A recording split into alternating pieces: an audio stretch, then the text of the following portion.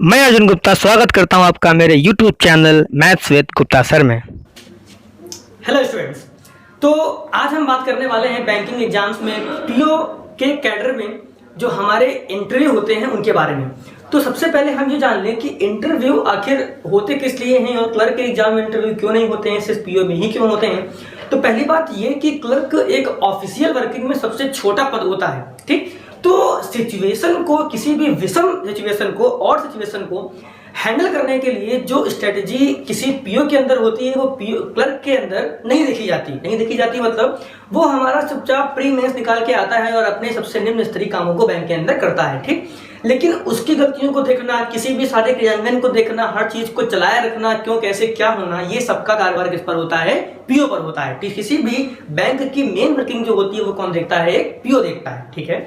तो अब पीओ का जो इंटरव्यू होता है ये सबसे अधिक इंपॉर्टेंट स्टेज है जो बच्चा प्री और मेंस निकालकर अपनी सब्जेक्टिव नॉलेज को, अपनी स्पीड को दिखा देता है, अपने नॉलेज को दिखा देता है। उसके बाद उसका आंतरिक ज्ञान, उसका ऐहिक ज्ञान चेक करने के लिए क्या रखा जाता है? इंटरव्यू, ठीक है। अच्छा, अब पहली बात, इंटरव्यू किसी भी एग्जाम का होता कैसे है? तो पहली बात आप जानें कि चाहे वो एसबीआई हो, चाहे आईबीपीएस, चाहे आरआरबी, इंटरव्यू के अंदर आपके पास 5 पैनलिस्ट बैठे होते हैं जो आपको हर तरीके से जांचते हैं। जांचने का मतलब क्या है कि उसमें एक ऐसा होगा जो बैंकिंग की पूरी नॉलेज को रखता होगा, एक ऐसा होगा जो आपकी साइकोलॉजी को चेक कर रहा होगा, एक ऐसा होगा जो आपके एटिकेट्स और मैनर को चेक कर रहा होगा। हर तरीके से आपका निरूपण वो देखता है किस तरीके से आप खुद को रिप्रेजेंट कर पाते हो, ठीक है। तो अब पहली बात, इंटरव्यू कैसे देना है, उसको स्ट्रेटेजी क्या होनी चाहिए। तो आप एक बात समझो, इंटरव्यू रूम में गेट खुलने से लेकर गेट के बंद होने तक का जितना भी सफर है ये पूरा आपका क्या कहलाता है? इंटरव्यू। किस तरीके से आपने गेट को खोला, कितनी स्पीड से खोला, कितना दम लगा के आप अंदर बैठे कैसे, आपने उनको ग्रीटिंग कैसे किया, जवाब कैसे दिया, आप किसी भी क्वेश्चंस में घबराए कि नहीं, आपने सारे आंसर पॉजिटिवली दिए कि नहीं। पॉजिटिव इन द सेंस ऐसा ना हो कि वो आपके स्ट्रेस को देख के ये सोचें कि आप किसी भी ऐसी सिचुएशन को हैंडल नहीं कर सकते जहां पे आपको दिक्कत होगी। तो अब यही समझो कि इंटरव्यू का मतलब वो एक ऐसे, आप बैंक को ये मत समझो कि वो गवर्नमेंट है तो आपके केवल इमोशंस को देखेंगे, ऐसा नहीं है। इंटरव्यू का मतलब वो एक ऐसा पर्सन चाह रहे हैं जो हमारी किसी भी कंडीशन को हैंडल कर सके, चाहे वो किसी गांव के इलाके में हो, चाहे लोन रिकवरी हो, कोई भी ऐसी सिचुएशन आए उसको हैंडल कर पाए, ठीक है।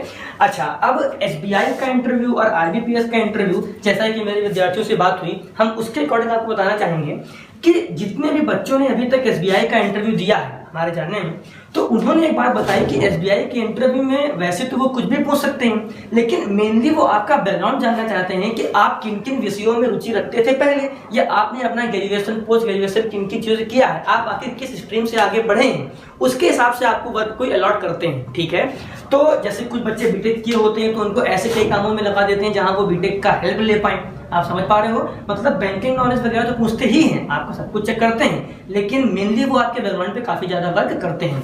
वहीं आईबीपीएस का जो इंटरव्यू होता है ये आपसे बैंकिंग और फाइनेंशियल पूरी नॉलेज पूछता है। ध्यान रखना है कि करंट अफेयर्स भी इंटरव्यू के लिए बहुत ही इंपॉर्टेंट होता है कि जो वर्तमान के ज्वलंत मुद्दे होते हैं उन पे भी आपसे कई सारे आपके विचार पूछ सकते हैं कि आप किन्हीं भी चीजों पे अपना क्या एक मत रखते हैं, ठीक है।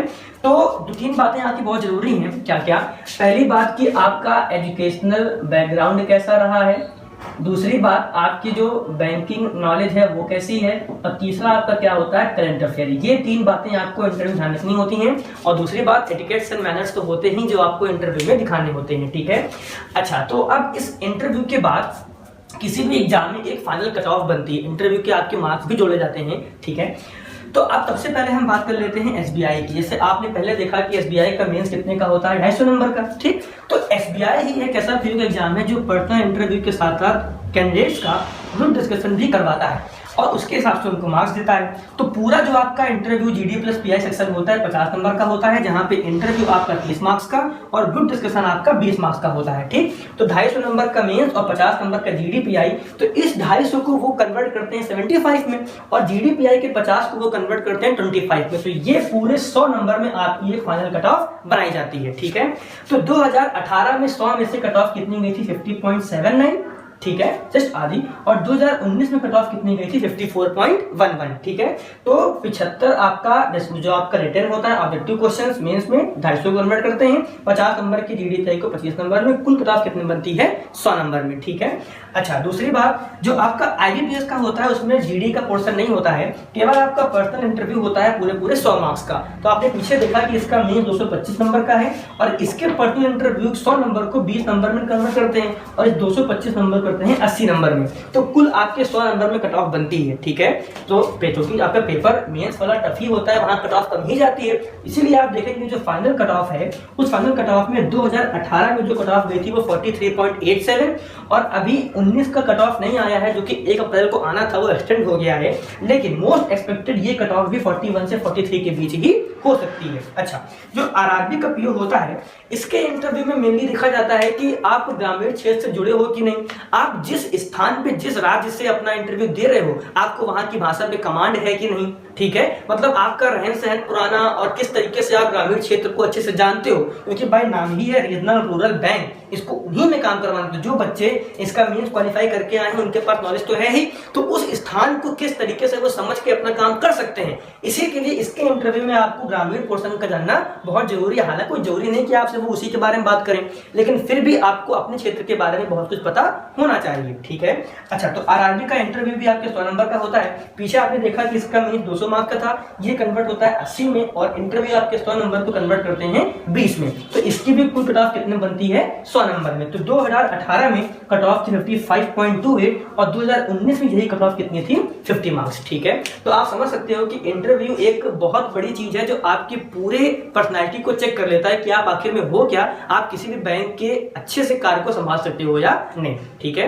तो इस तरीके से आपका पूरा पर्सनल इंटरव्यू की पैटर्न या स्ट्रेटजी में हमने बात करी और कट ऑफ को आपने देखा, इन सबको आप देख लो। अब अगले वीडियो में हम बताएंगे किस तरीके से हम अपने प्री एग्जाम के स्ट्रेटजी को समझें, मतलब कैसे हम किसी प्री एग्जाम को क्वालिफाई कर सकते हैं, ठीक है। बात करेंगे। धन्यवाद।